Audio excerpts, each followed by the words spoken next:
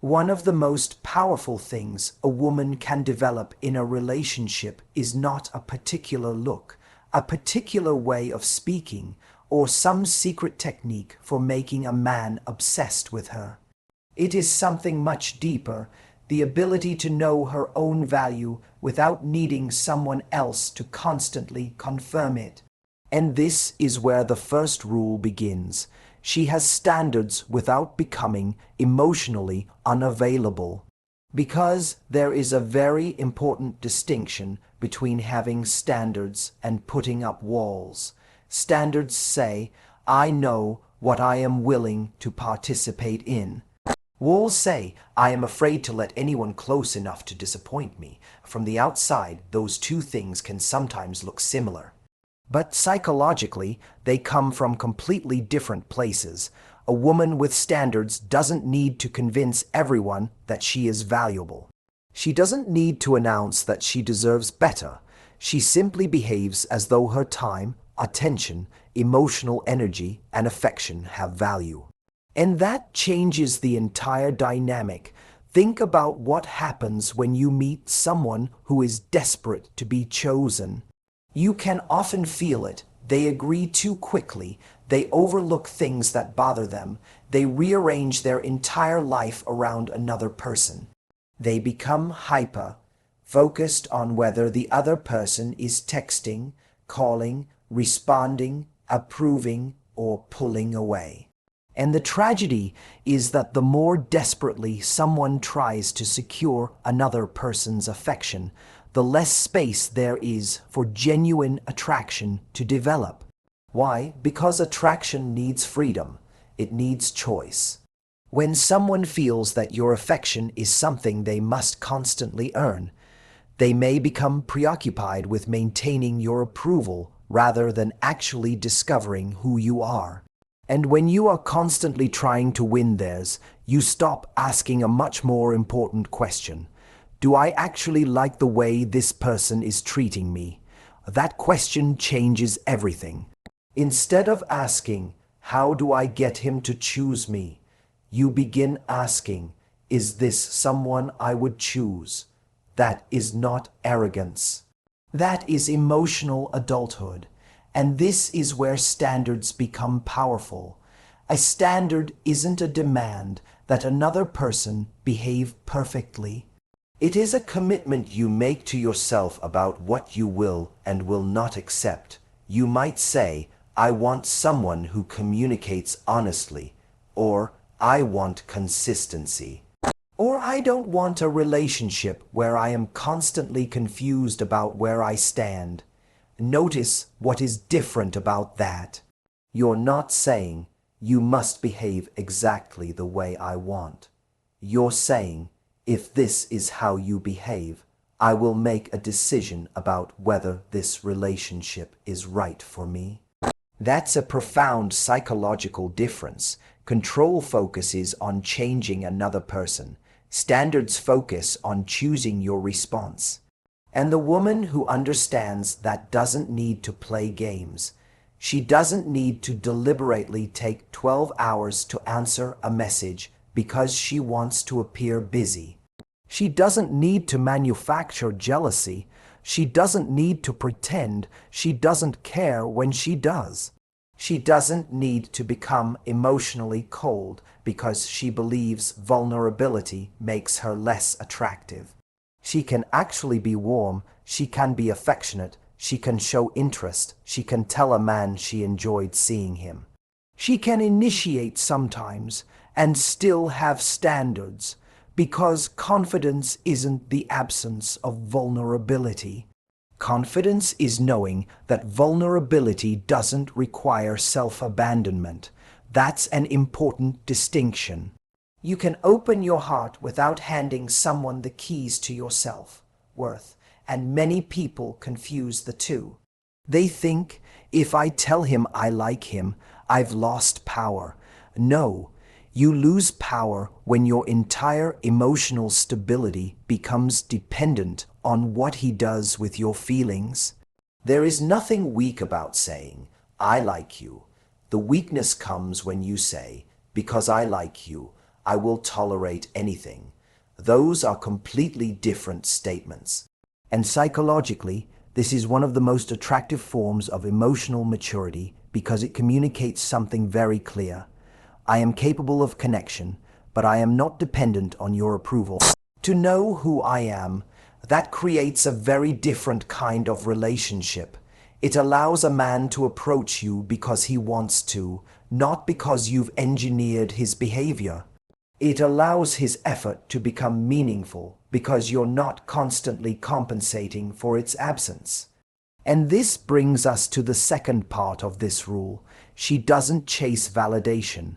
Now, let's be careful with that word because wanting reassurance is not inherently unhealthy.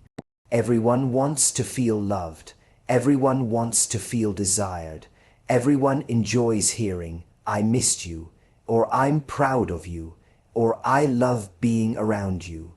The problem begins when reassurance becomes emotional oxygen. When you need another person to constantly tell you that you're beautiful, valuable, wanted, special, or safe, you gradually give them responsibility for an identity that belongs to you.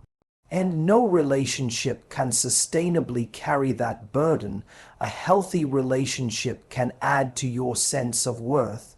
It cannot be the foundation of it, because when your self-worth is internally grounded, you can receive love without desperately needing it.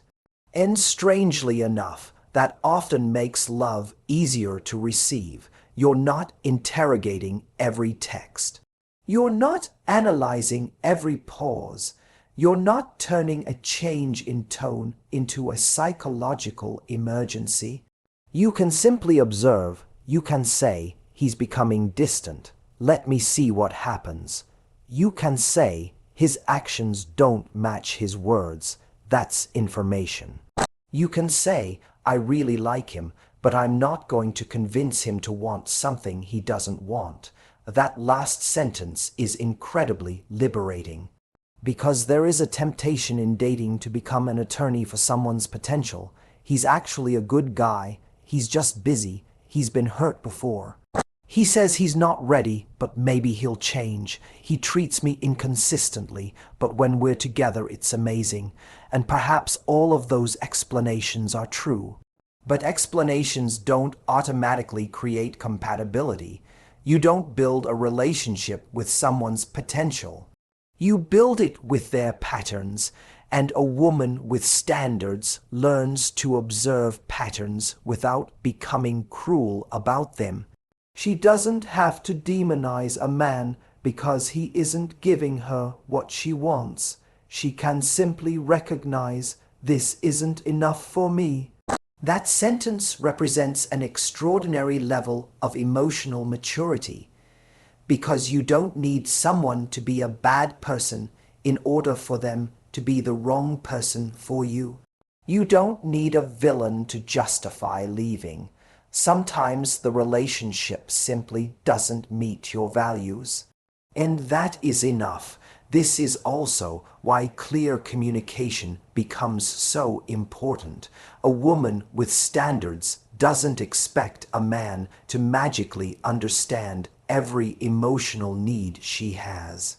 She doesn't punish him with silence and then complain that he didn't figure it out. She communicates. She says, "This is important to me." She says, "I don't feel comfortable with that." She says, "I enjoy spending time with you, but I also want consistency." She says what she means. And then, and this is the crucial part, she watches what happens next, because communication without observation becomes repetition. You can explain the same boundary 10 times, but eventually you have to look at behavior. What does he do when you tell him what matters to you? Does he listen? Does he make an effort? Does he become defensive? Does he dismiss you? Does he improve temporarily and then return to the same pattern?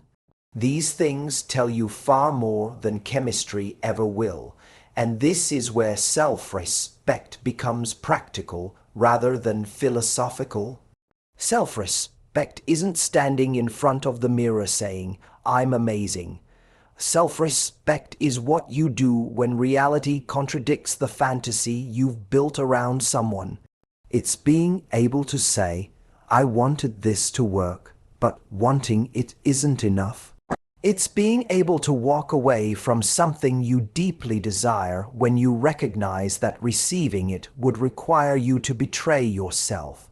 That's the deeper lesson. The goal isn't to become a woman men are afraid to lose because you're difficult to access. The goal is to become a woman who is difficult to make abandon herself. And those are two very different things. One is a dating strategy, the other is character. And when you develop that character, something changes in the way you approach love. You stop treating every romantic opportunity as something you must secure. You start treating relationships as something you evaluate. You stop saying, "How can I make this person stay?" And you start asking, "Does this relationship allow both of us to become better versions of ourselves?" That question is far more important. Because the right relationship won't require you to shrink your standards just to keep someone's attention. You can be loving without chasing. You can be vulnerable without becoming dependent. You can be open without abandoning your boundaries. And you can deeply desire someone while still being willing to walk away if the relationship demands that you sacrifice your dignity. That is the kind of confidence that doesn't need to announce itself. It simply becomes visible through your choices. And once you understand that, there is another dimension to attraction that becomes incredibly important, because having standards is only one half of emotional strength. The other half is learning how to create emotional safety without losing yourself in the process. And this is where many people misunderstand what men, and frankly, what human beings need in intimate relationships. They think emotional safety means constant reassurance.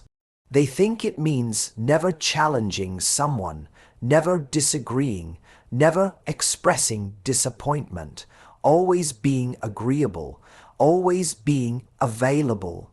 But that's not emotional safety. That's emotional avoidance. Real emotional safety is something much deeper.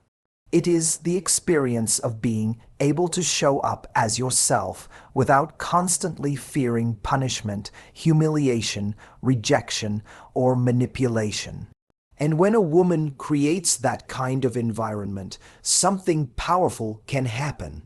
A man who normally keeps parts of himself protected may gradually become more open, not because she forced vulnerability out of him, but because he no longer feels that vulnerability will be used against him. Think about how difficult it is to be emotionally honest when you believe every confession will later become ammunition. You tell someone about an insecurity, and 6 months later they use it during an argument. You admit you're struggling, and they interpret it as weakness. You communicate a fear, and suddenly you're labeled needy. You make a mistake, and instead of being allowed to repair it, you're reminded of it indefinitely. When experiences like that happen repeatedly, people learn to protect themselves. They stop explaining. They stop sharing. They stop taking emotional risks. And eventually, the relationship may still look functional from the outside, but internally, two people are living behind locked doors. That's why emotional safety matters. It isn't about making someone comfortable all the time. It's about making honesty possible. And there's an enormous difference. A woman who creates emotional safety doesn't become a therapist, a mother, or a rescuer. She doesn't take responsibility for fixing every problem a man has. Instead, she becomes someone with whom honesty is possible.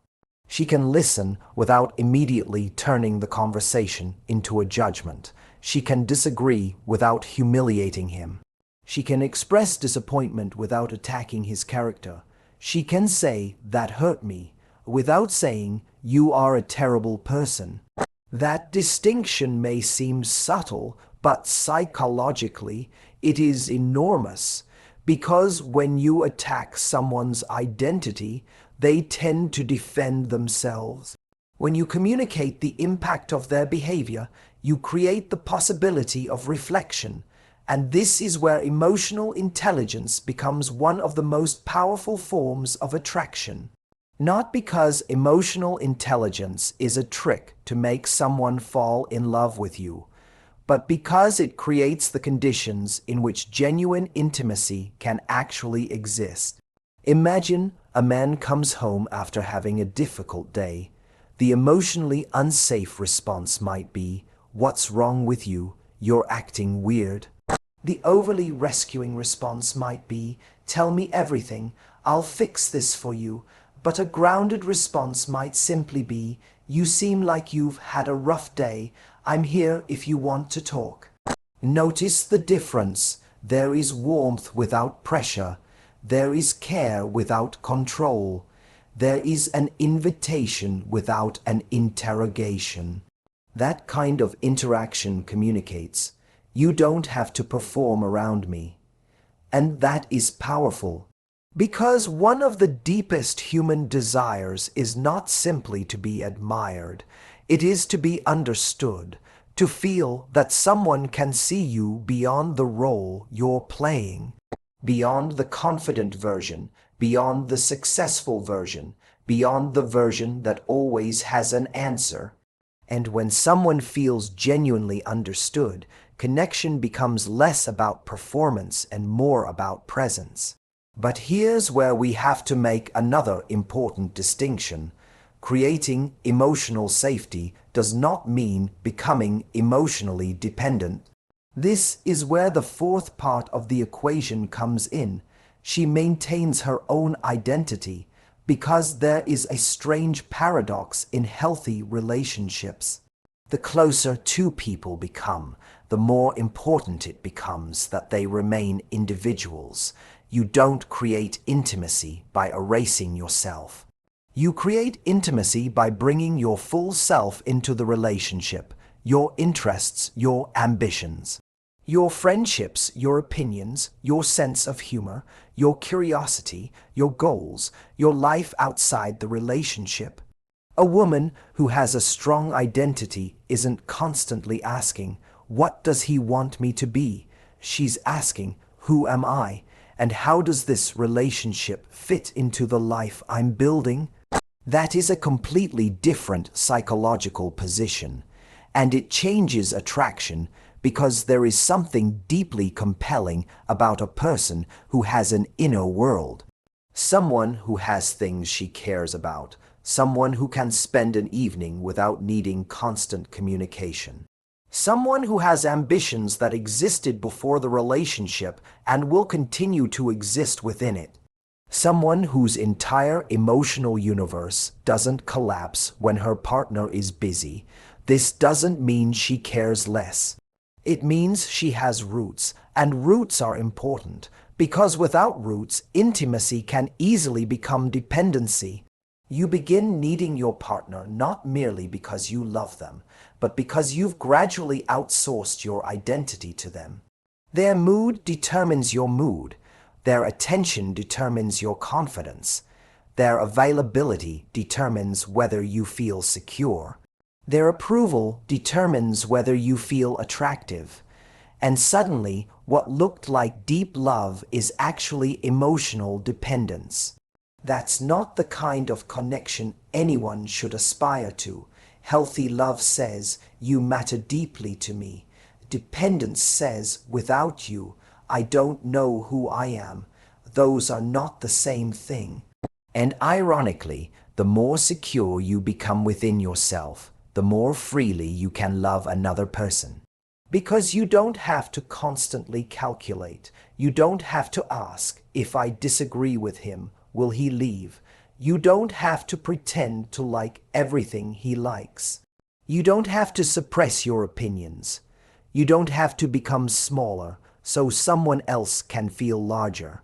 You can actually meet as equals, and equality creates something that control never can: genuine respect. Now, there's another part of emotional safety that deserves attention, and that's appreciation. People often think appreciation is something reserved for major achievements. But psychologically, human beings are deeply affected by being noticed, not flattered, not manipulated, not constantly praised, noticed. There's a difference. You notice the effort someone made. You notice the way they remembered something important to you. You notice when they showed up when it mattered. You notice the quality in them that they may not even recognize in themselves. And you communicate it. You handled that really well. I appreciated that you remembered. I love how thoughtful you were about that. These statements aren't about inflating someone's ego. They're about acknowledging reality. And when appreciation is sincere, it creates reinforcement for healthy behavior without turning the relationship into a reward system. But appreciation also has to be balanced with honesty, because if you are constantly afraid of upsetting someone, you aren't creating safety. You're creating fragility. A healthy relationship needs two people who can hear uncomfortable truths. Sometimes love sounds like, "I understand why you did that, but it still wasn't okay." Sometimes it sounds like, "I care about you, but I need something different." Sometimes it sounds like, "I don't want to fight with you. I want us to understand each other." That's emotional maturity. You don't avoid difficult conversations because you fear losing the relationship. You have difficult conversations because you respect the relationship enough to make it honest. And this is where the previous point about standards connects beautifully with this one. Standards tell you what you need. Emotional safety determines how you communicate those needs. You can have boundaries without hostility. You can be compassionate without becoming permissive. You can be affectionate without becoming dependent. You can listen without losing your voice. You can support someone without becoming responsible for their entire emotional life. That balance is where mature attraction lies, because ultimately, what makes someone deeply desirable isn't that they make another person feel constantly entertained or validated. It's that being with them feels like both freedom and connection. You feel seen but not controlled. You feel supported but not managed. You feel loved but not possessed.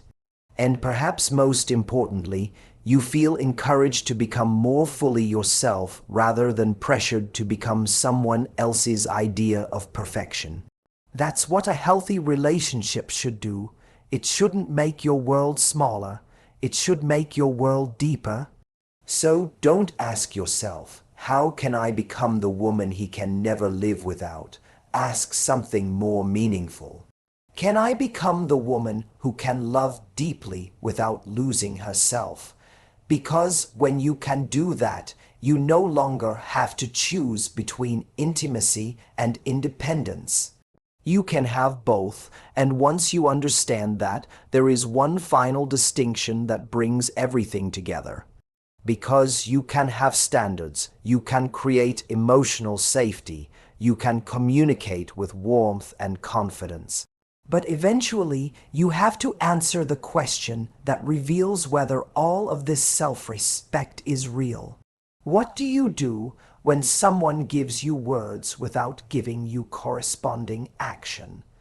Because this is where so many people get trapped. They become attached not to what someone is actually offering, but to what that person might eventually offer. They fall in love with potential, and potential is one of the most dangerous things to build a relationship around, because potential can look almost identical to compatibility when you're emotionally invested. You meet someone and you see the possibility. You see the kind person underneath the inconsistency. You see the loving partner underneath the emotional unavailability. You see the commitment underneath the hesitation. You see the future underneath the uncertainty. And because you can imagine it so vividly, you begin experiencing the imagined relationship as though it already exists. But imagination is not evidence, chemistry is not evidence, promises are not evidence, potential is not evidence. Behavior is evidence, and that doesn't mean people never change. Of course they do. Human beings grow, learn, mature, and sometimes become capable of things they weren't capable of before. But if you are building a relationship with someone, you have to relate to the person who is actually standing in front of you, not the person you hope they will become. That's why the fourth rule is so important. She responds to effort. She doesn't reward potential. Notice the word responds. She doesn't punish. She doesn't manipulate. She doesn't create artificial scarcity. She doesn't say, "I'm going to ignore him so he'll chase me." That's a game. Instead, she observes. If someone moves toward her, she allows herself to move toward them. If someone demonstrates consistency, she becomes more trusting. If someone opens up, she becomes more open. If someone makes an effort, she appreciates it. If someone repeatedly gives very little, she doesn't compensate by giving more and more. That is reciprocity. And reciprocity is one of the foundations of healthy relationships. Because relationships become exhausting when one person is constantly producing the emotional energy for two people. One person initiates every conversation. One person plans every date. One person asks all the questions. One person repairs every conflict. One person keeps trying to define the relationship. One person keeps making excuses for the other. Eventually, what you call love begins to feel suspiciously like labor, and there is an important philosophical principle here. You cannot create mutuality by yourself. You can create opportunity, you can communicate, you can invite, you can show interest, but you cannot single-handedly create reciprocity. The other person has to participate, and this is why actions matter so much. A person can tell you, "I care about you," but what happens when caring requires effort? A person can say, "I want something serious," but what happens when seriousness requires consistency? A person can say, "I don't want to lose you," but what happens when keeping you requires changing a behavior? Those moments reveal much more than words do, because words describe intentions, actions reveal priorities. And sometimes those two things don't match. When they don't match, believe the pattern, not because people never make mistakes. Everyone makes mistakes, but because relationships are built through repeated behavior. One forgotten message doesn't necessarily mean someone doesn't care. One bad day doesn't define someone's character.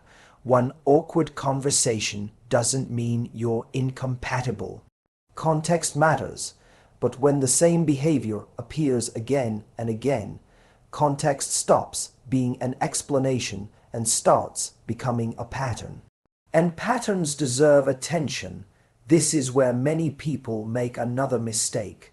They see someone's inconsistency and immediately ask, "What does this mean about me?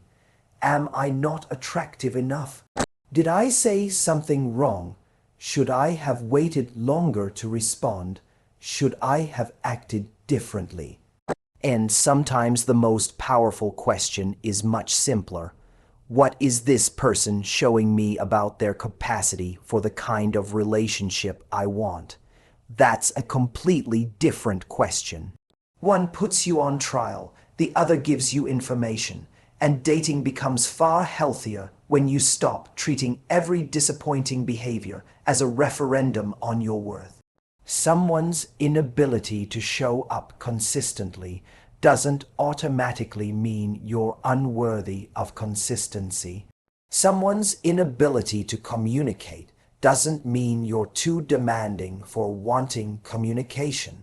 Someone's lack of readiness doesn't mean you need to become less valuable, less expressive, or less ambitious to make them ready.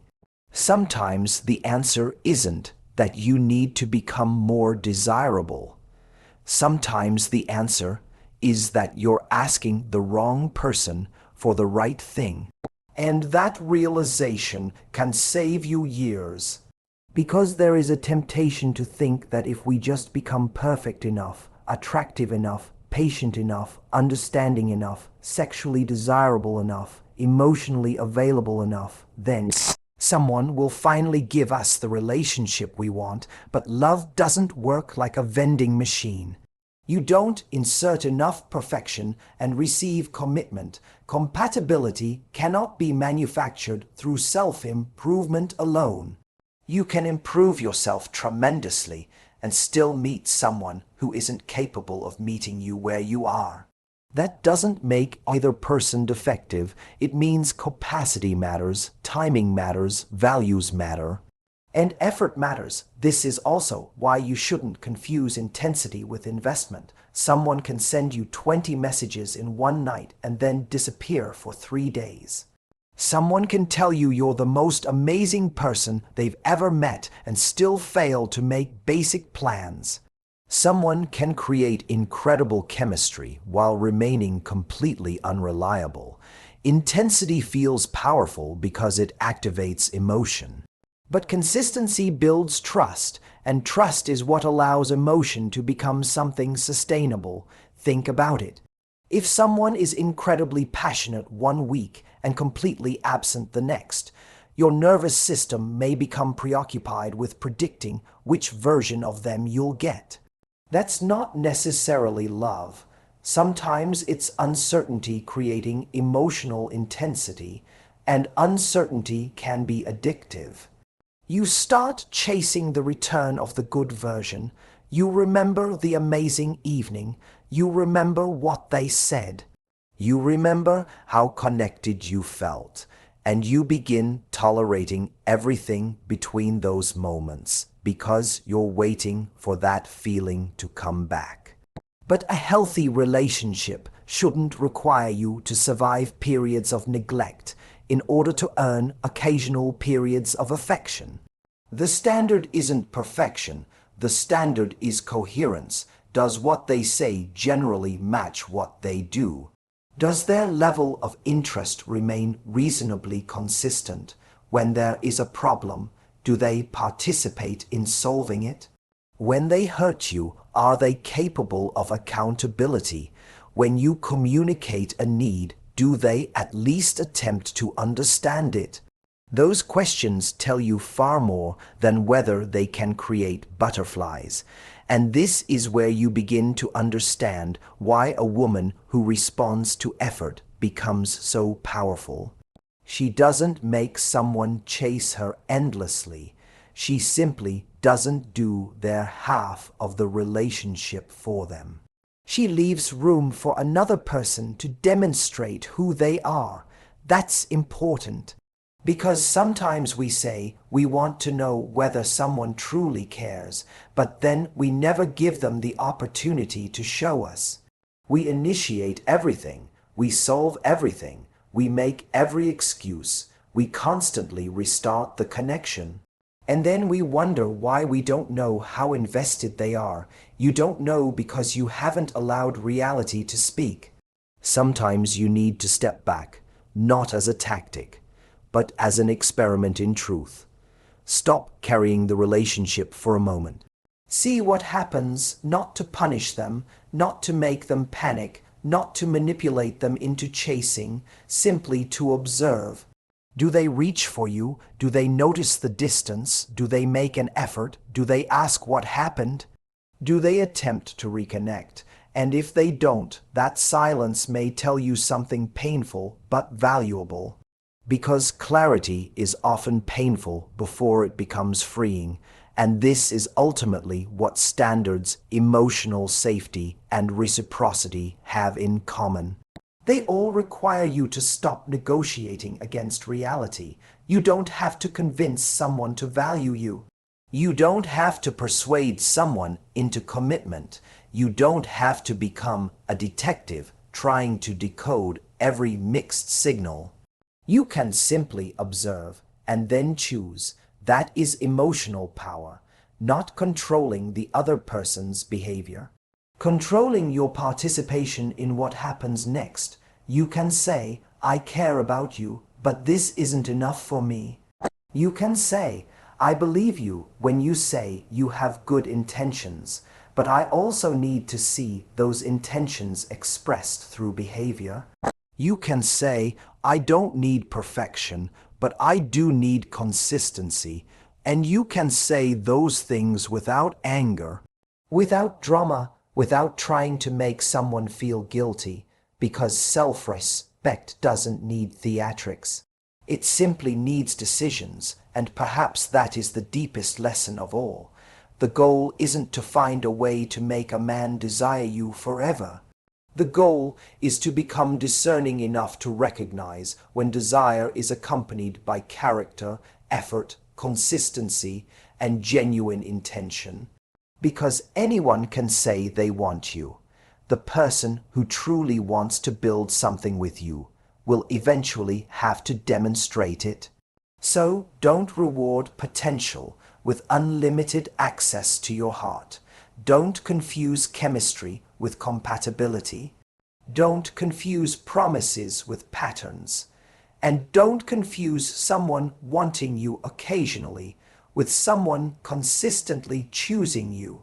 Let people show you who they are, then believe what you see, because the greatest form of romantic confidence isn't knowing how to make someone stay,